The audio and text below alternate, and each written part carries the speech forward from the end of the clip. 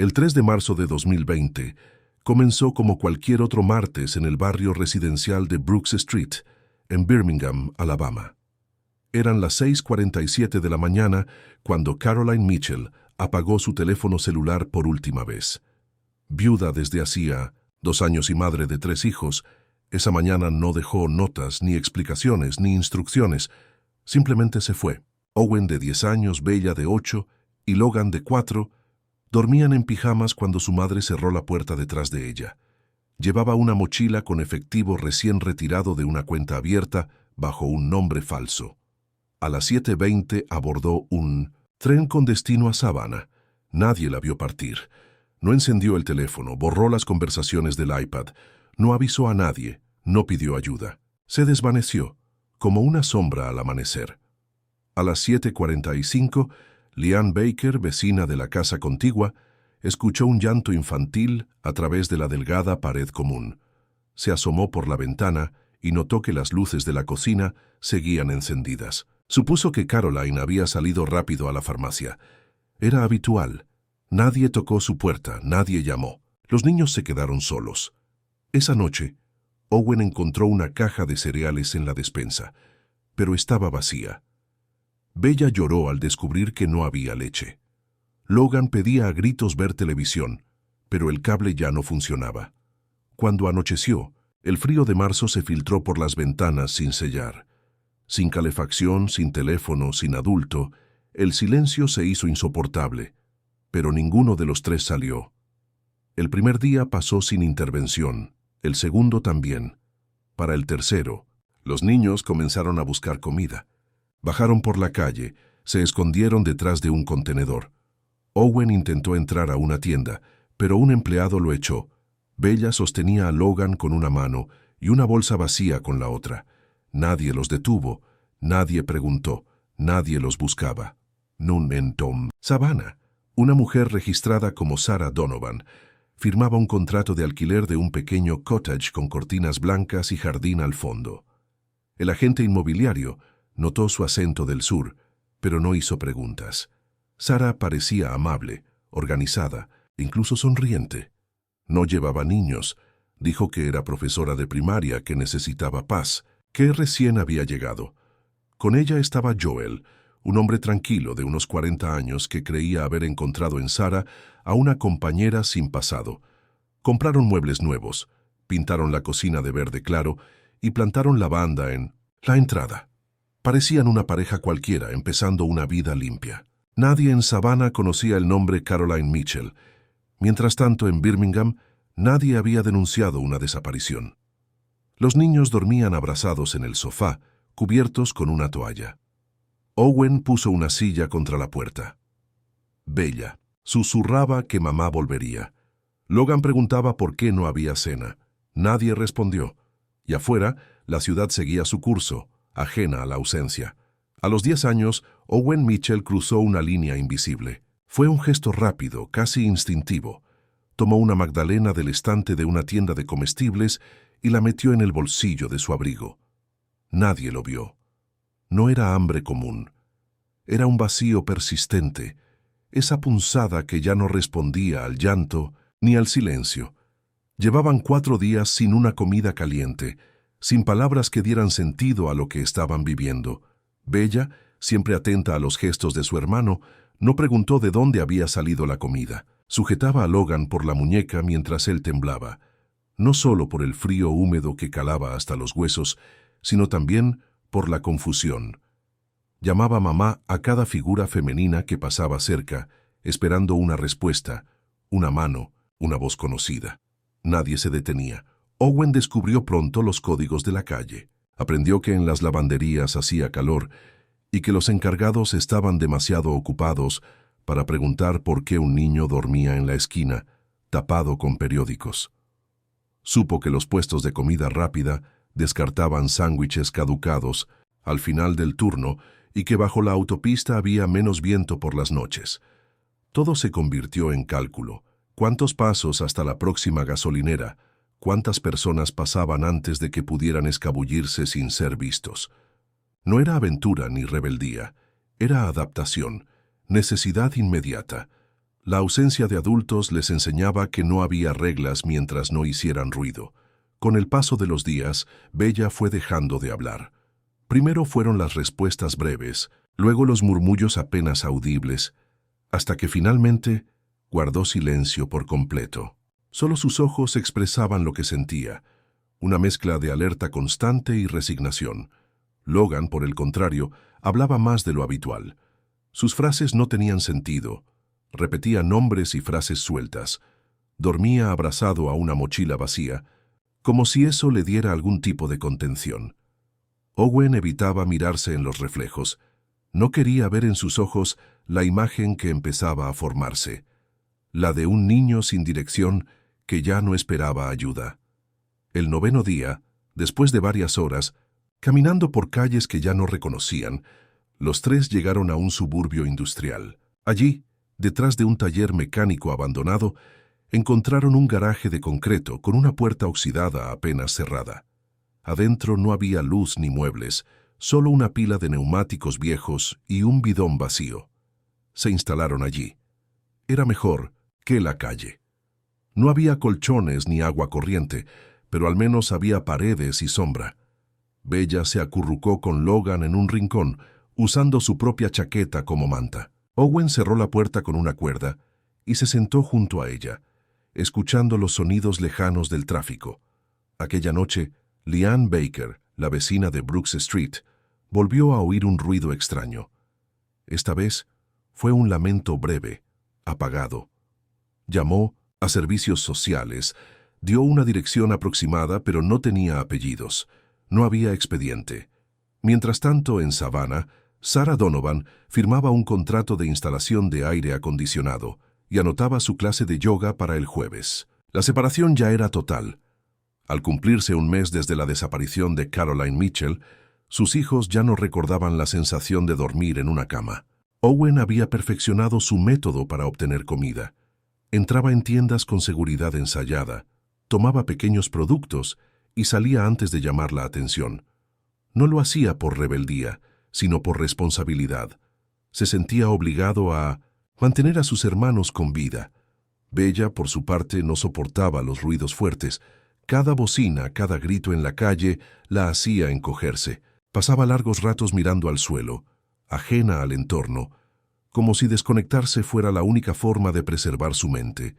Logan temía la luz. Al caer la noche, se mostraba más tranquilo, como si la oscuridad escondiera sus preguntas. Durante meses, el día pedía ser cubierto. Se escondía detrás de cajas o debajo de mantas. Nada podía protegerlo del abandono, pero sus juegos lo ayudaban a fingir. Vivían según una lógica nocturna. Dormían por fragmentos, comían cuando podían y evitaban cualquier interacción. Las tiendas automáticas, los basureros detrás, de restaurantes y las estaciones de servicio eran sus únicos recursos. No hablaban con adultos. Se guiaban por señales mínimas. Una luz encendida, una puerta entreabierta, el olor a comida. Era una existencia frágil, sin raíces ni dirección. Nadie los buscaba. El 8 de abril, a las 3:11 de la madrugada, una cámara de seguridad situada en las inmediaciones de una estación de autobuses captó a 3 menores caminando en fila, con mochilas gastadas. La imagen era borrosa, pero los rostros eran visibles. Sin embargo, nadie vio el video. No se reportó como evidencia. El archivo quedó almacenado en un servidor sin ser revisado, uno más entre miles de registros diarios. La ciudad seguía adelante. Leanne Baker, al no recibir respuesta de las autoridades, volvió a contactar a los servicios sociales. Esta vez, envió un mensaje detallado por correo electrónico, incluyendo la dirección donde había escuchado ruidos y su sospecha de que 3 niños se encontraban solos. La respuesta llegó 2 días después. Un inspector se presentó en el lugar indicado, recorrió el perímetro y golpeó la puerta oxidada del garaje. No hubo respuesta. El silencio pareció confirmar su impresión de que no había nadie. Se temó. Retiró sin presentar informe formal. No se registró ingreso. La visita no tuvo consecuencias. Mientras tanto, en Savannah, Sarah Donovan había conseguido empleo como asistente en una biblioteca comunitaria, organizada, puntual, reservada. Causaba buena impresión. Llevaba el cabello recogido, usaba gafas discretas y evitaba conversaciones personales. Joel, su pareja, comenzó a mencionar la idea de tener hijos. Ella desviaba la conversación con habilidad, enfocándose en asuntos domésticos. Por las tardes regaba las plantas del porche y saludaba a los vecinos con una sonrisa medida. Nadie sospechaba. En el garaje, Logan había enfermado. Comenzó con tos seca, luego fiebre. Bella lo cubría con un suéter viejo, tratando de mantenerlo caliente. Owen buscó ayuda por su cuenta. En una estación de servicio encontró una caja de primeros auxilios sin vigilancia y tomó un rollo de vendajes y una pastilla de jabón infantil. Llenó una botella con agua de una fuente pública. No tenía más recursos. Esa noche, mientras el tráfico rugía a lo lejos, los 3 niños sobrevivían bajo techo, pero sin ninguna garantía. No había escuela, no había adultos, solo paredes, agrietadas, polvo en el aire y el eco constante de pasos que se acercaban y se alejaban. En mayo de 2020, Owen comenzó a llevar un registro rudimentario en su memoria. Días sin comida, horas sin lluvia, calles con menos ruido, lugares donde podían esconderse sin ser vistos. Era una forma de control, una estructura mínima dentro del caos. Sin papel ni lápiz, memorizaba secuencias, rutas, temperaturas y convertía la ciudad en un mapa de supervivencia. Había dejado de contar semanas. Lo único que importaba era mantener a Bella y Logan a salvo. Bella, en silencio persistente desde hacía semanas, comenzó a dibujar con trozos de carbón que recogía en la parte trasera de un local abandonado. Usaba el concreto del suelo como lienzo. Sus formas eran simples: círculos, techos, ojos, ninguna figura humana. Su mundo se limitaba a formas estáticas, sin movimiento. Parecía que el lenguaje había dejado de serle útil y que solo los trazos podían contener lo que no se podía decir. Logan, cada vez más débil, hablaba solo en susurros. Murmuraba frases que no tenían destinatario. Su contacto con la realidad se volvía intermitente. Dormía muchas horas, se sobresaltaba por ruidos menores y rechazaba cualquier alimento sólido. A pesar de las señales, nadie los buscaba. No había denuncia. No existía expediente. Para el sistema, esos 3 niños no eran más que un rumor. Leanne Baker, convencida de que algo no estaba bien, acudió en persona a la comisaría del distrito. No fue recibida de inmediato. Después de esperar 2 horas, explicó su preocupación al oficial de turno. Él le solicitó pruebas concretas: nombres, edades, vínculo legal. Leanne solo tenía fotografías tomadas en cumpleaños del año anterior. Las imprimió en una farmacia cercana y dejó varias copias. Aún así, su declaración no fue integrada formalmente a ningún caso. La información quedó archivada sin seguimiento. Fue Marissa Cross, una detective de la División de Menores, quien abrió un expediente preliminar tras recibir por azar una copia del correo enviado por Leanne. Algo en la imagen de los 3 niños le resultó inquietante. Decidió iniciar una búsqueda de antecedentes escolares, registros médicos y movimientos bancarios asociados a posibles tutores. No encontró nada. No había matrículas, ni citas pediátricas, ni actividad digital reciente. Los nombres no arrojaban resultados consistentes. Era como si no existieran. Mientras tanto, en Savannah, Sarah Donovan organizó una pequeña celebración en su jardín. Decoró con luces, preparó una tarta de frutas y saludó a los vecinos con cordialidad. Joel, cada vez más involucrado, instaló rejas de seguridad en las ventanas por precaución. La casa lucía tranquila. Sin embargo, una vecina observó que Sarah guardaba su teléfono cada vez que sonaba y evitaba contestar llamadas frente a otros. Esa misma noche, en el garaje, Logan perdió el conocimiento. Su respiración era irregular y su piel fría. Bella gritó por primera vez en semanas. Owen salió corriendo hasta la avenida y logró detener un vehículo. No pidió ayuda. Ordenó que llamaran a una ambulancia. Era la primera vez que interactuaban con un adulto de forma directa. Los servicios de emergencia llegaron en menos de 15 minutos. Los 3 niños fueron trasladados a un hospital local. Sus fotografías circularon por primera vez en el sistema de asistencia infantil. En la base de datos nacional apareció una entrada nueva. Caroline Mitchell, desaparecida, madre de 3. Posible abandono prolongado. Los 3 niños ingresaron al hospital con cuadros distintos, pero igualmente alarmantes. Logan ingresó con síntomas médicos graves, incluyendo señales de debilidad inmunológica y malnutrición acumulada. Bella, sin lesiones visibles, presentaba un mutismo selectivo acentuado y una conducta evitativa extrema. No toleraba el contacto físico ni respondía a estímulos básicos. Owen, aunque físicamente más fuerte, tenía heridas cicatrizadas en las palmas de las manos y niveles de cortisol anormalmente altos. El personal médico notificó a los servicios sociales de inmediato. El protocolo fue activado y las autoridades comenzaron a reconstruir la historia. La detective Marisa Cross solicitó entrevistas con personal del hospital, vecinos del barrio donde fueron encontrados y posibles testigos. Mientras tanto, comparó las imágenes de los niños con una serie de registros fotográficos de mujeres desaparecidas o bajo sospecha. Uno de esos archivos mostraba a una mujer registrada en Savannah como Sarah Donovan.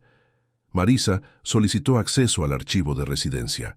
Las coincidencias físicas eran evidentes. El análisis biométrico estimó una correspondencia del 98% con Caroline Mitchell. Se conformó un equipo de intervención y se emitió una orden para verificar la identidad de Sarah Donovan en el lugar donde residía. El operativo se realizó una mañana de jueves. Joel respondió la puerta. Dijo que Sarah estaba en el jardín. Ella apareció con una blusa blanca y guantes de jardinería, sin mostrar sorpresa. No intentó huir ni resistirse. Durante el registro, los agentes inspeccionaron el interior del inmueble. En una alacena del sótano, tras varias cajas apiladas, encontraron una mochila infantil en mal estado. Dentro había un pañuelo con una mancha oscura, un dibujo infantil con figuras de 3 niños y una frase escrita con trazo tembloroso. Mamá no volvió. También se halló una hoja rasgada con nombres incompletos. En la comisaría, la mujer declaró llamarse con otro apellido y negó tener hijos. Se negó a firmar documentos. Su comportamiento fue descrito como controlado, sin expresión emocional. Tras ser sometida a pruebas dactilares, su identidad fue confirmada.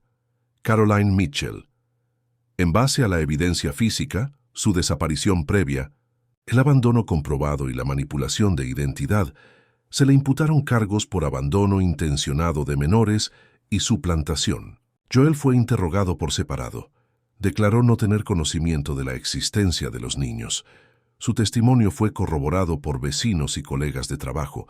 Aún así, su vínculo con Caroline afectó profundamente su entorno personal. Renunció a su empleo días después.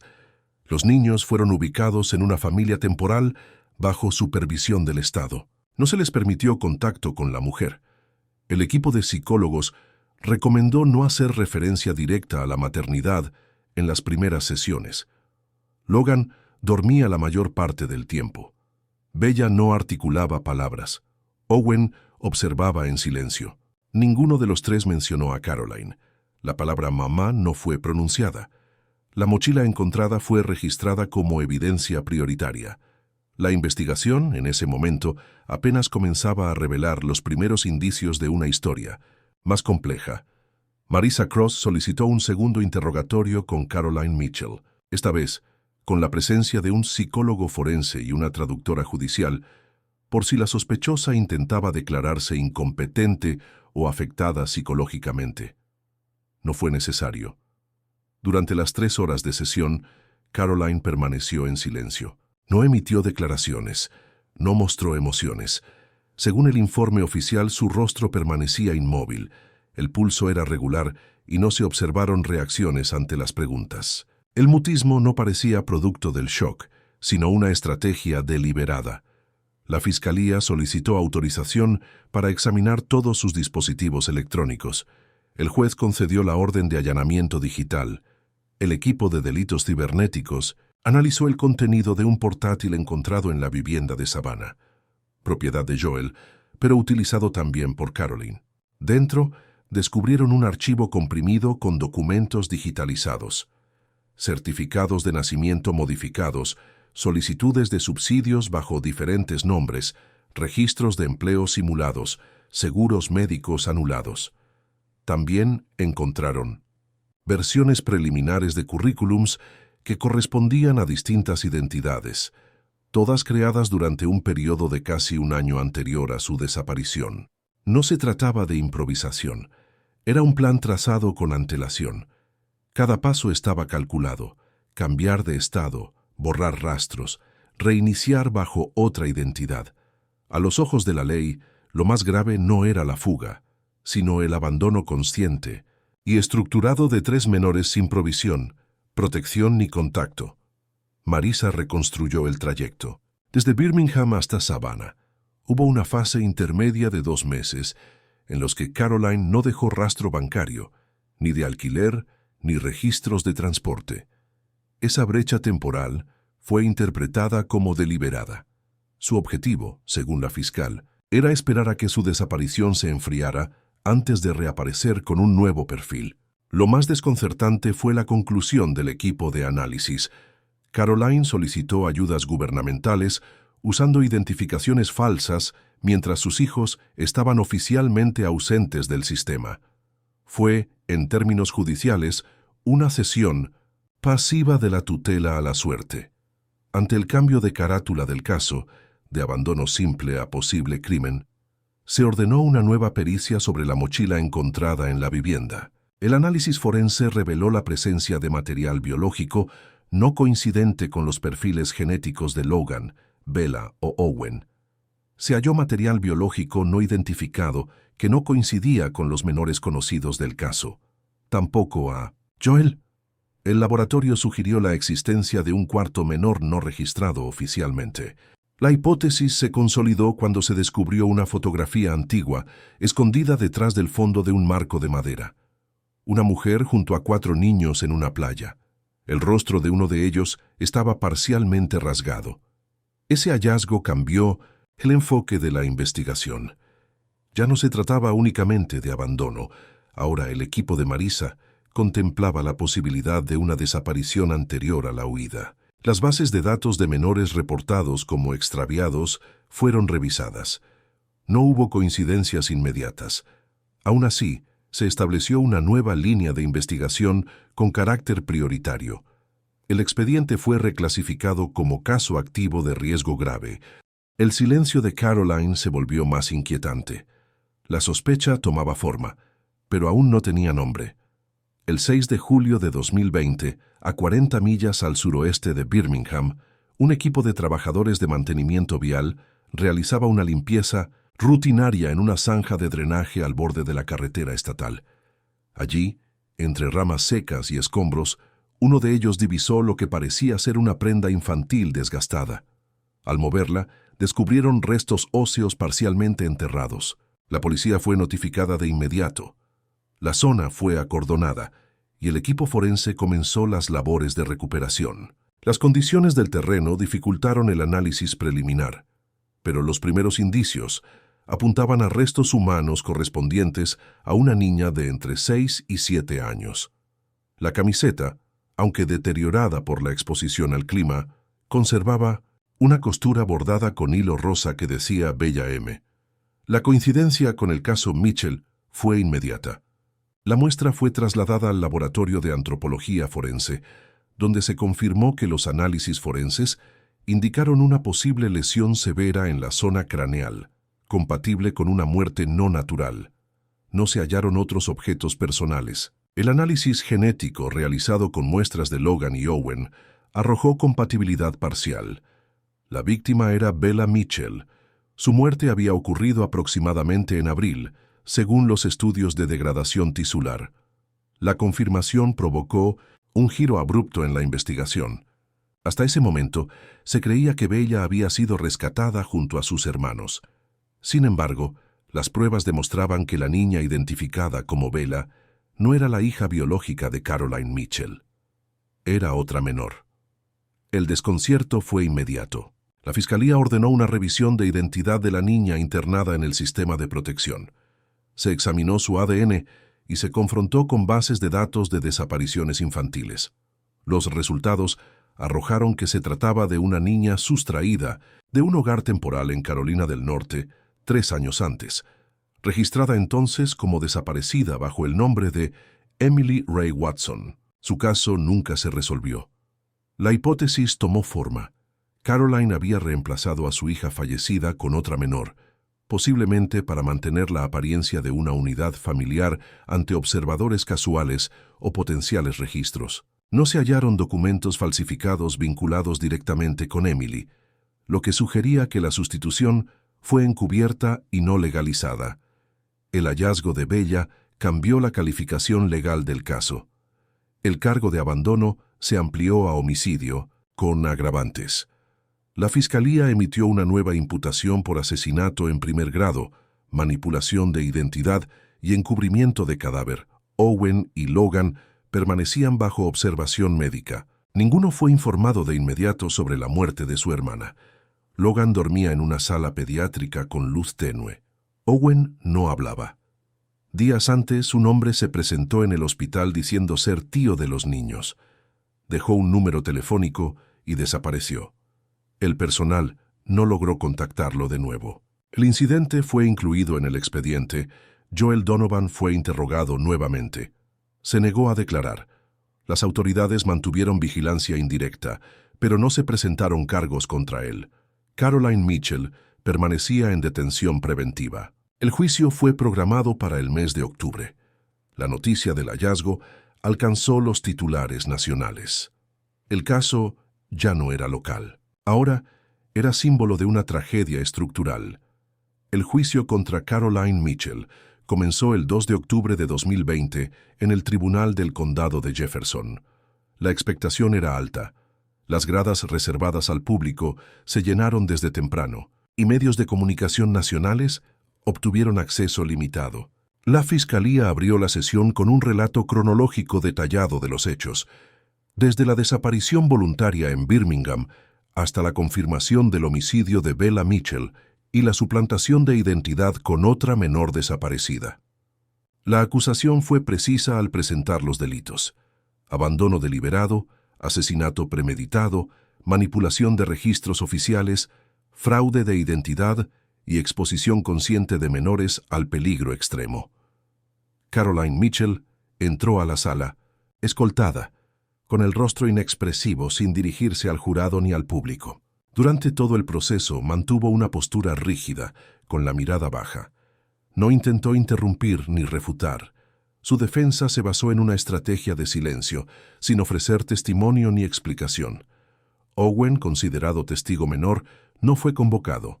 Logan, aún bajo atención terapéutica intensiva, fue representado por una trabajadora social designada por el tribunal. El fiscal utilizó pruebas materiales para construir el relato de culpabilidad. Las transferencias bancarias realizadas bajo nombres ficticios, los certificados de nacimiento modificados, la mochila infantil con rastros de sangre no coincidente y los dispositivos electrónicos donde se hallaron documentos que evidenciaban preparación anticipada.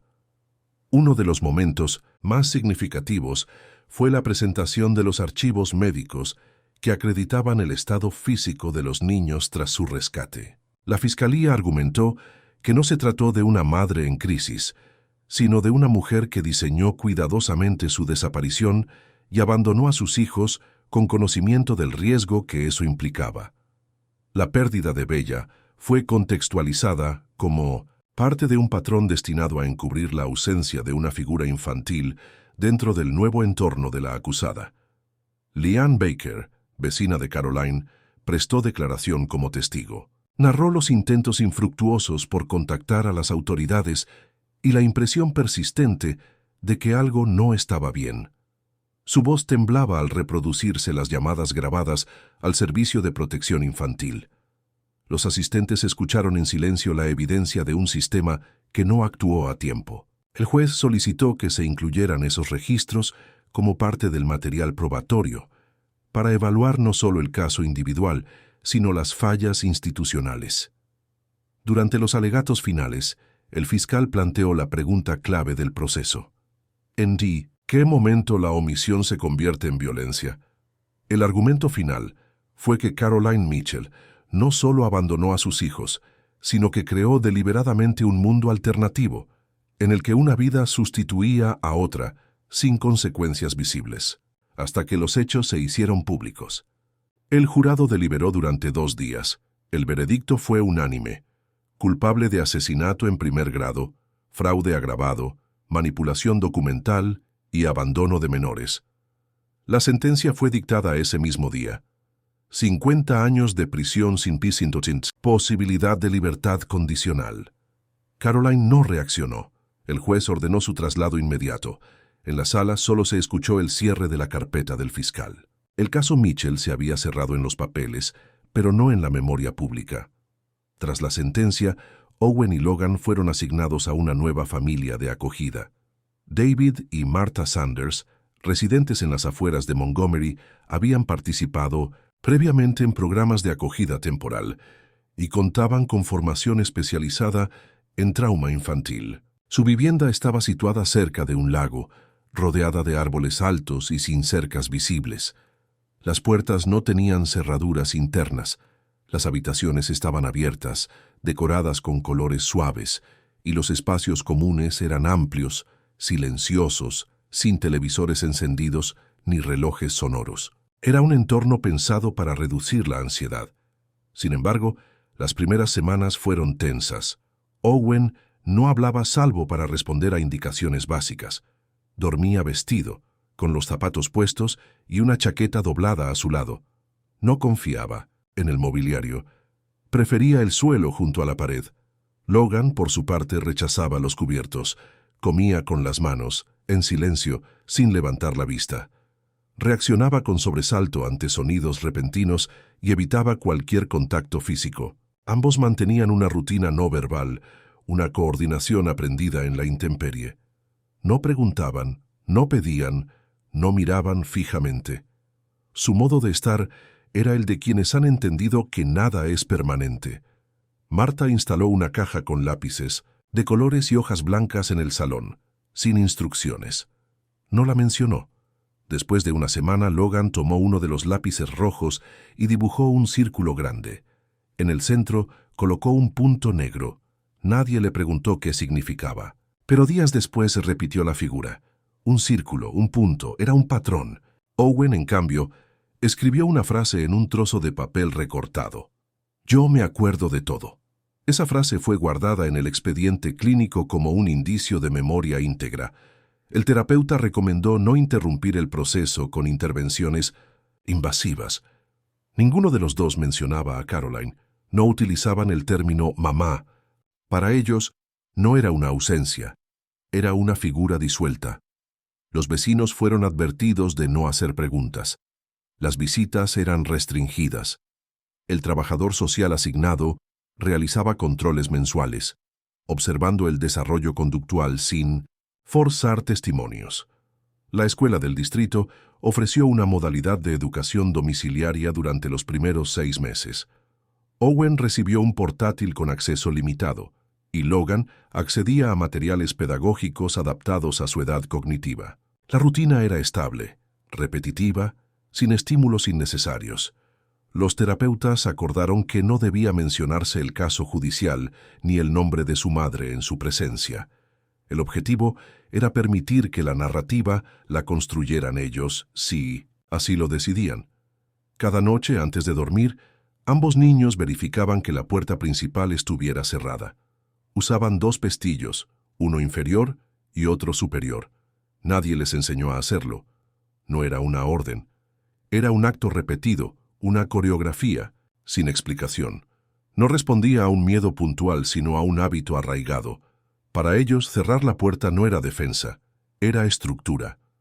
En el silencio de ese nuevo hogar, sin gritos ni órdenes, sin sombras ni relojes, cada movimiento formaba parte de una rutina cuidadosamente aprendida. Era el único lenguaje que aún dominaban. En diciembre de 2020, Marisa Cross recibió una distinción por su labor en la resolución del caso Mitchell. El reconocimiento, fue otorgado por la Asociación Nacional de Detectives de Infancia y Adolescencia. Durante la ceremonia, pronunció una frase que posteriormente fue citada en varios medios. Esto no fue solo una tragedia doméstica, fue un diagnóstico del sistema. Un reportaje de fondo publicado semanas después en una revista especializada retomó sus palabras y profundizó en el análisis institucional. En uno de sus párrafos se leía: «Seguimos entrenados para buscar sangre, pero olvidamos escuchar el silencio». La atención pública comenzó a desplazarse hacia otros casos similares, y el expediente judicial de Caroline Mitchell fue archivado como cerrado. Mientras tanto, Owen y Logan continuaban su proceso de adaptación en el hogar de acogida. La rutina se mantenía: clases en línea por la mañana, actividades estructuradas por la tarde, sesiones semanales con psicólogos infantiles.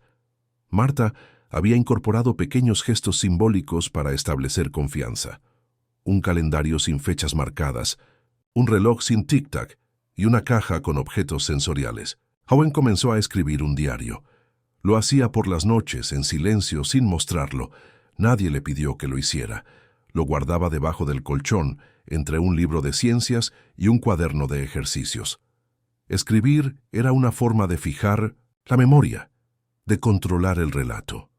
Logan desarrolló una fascinación por las formas. Recogía cerillas desechadas, palillos, ramas delgadas.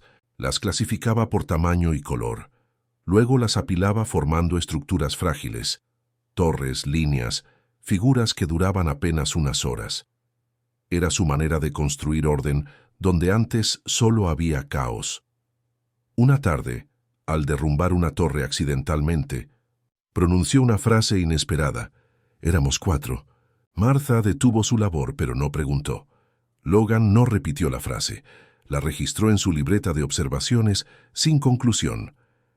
Días después, durante una visita técnica al archivo central del caso, un agente del departamento judicial advirtió una anomalía en las imágenes registradas por las cámaras de seguridad de Savannah. En una de las grabaciones, fechada 2 semanas después de la llegada de Caroline a la ciudad, se la veía caminando por el parque municipal, sujetando la mano de una niña pequeña. El ángulo era limitado. La niña no miraba a cámara. Llevaba una chaqueta azul y gorro gris.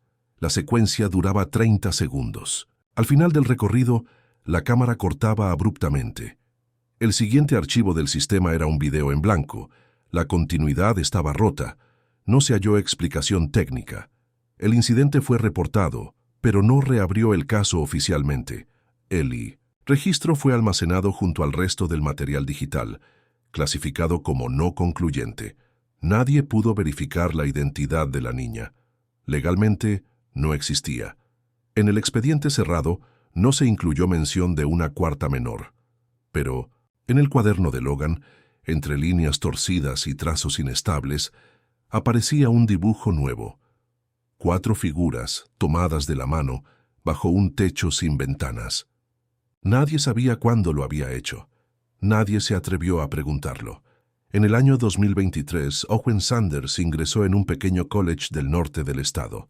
Fue admitido en el programa de Ciencias Políticas tras presentar un ensayo titulado Lo, que no se nombra, no se cura, en el que analizaba los efectos de la omisión institucional en casos de infancia vulnerable. El texto fue publicado en el Boletín Académico y compartido por organizaciones de derechos infantiles.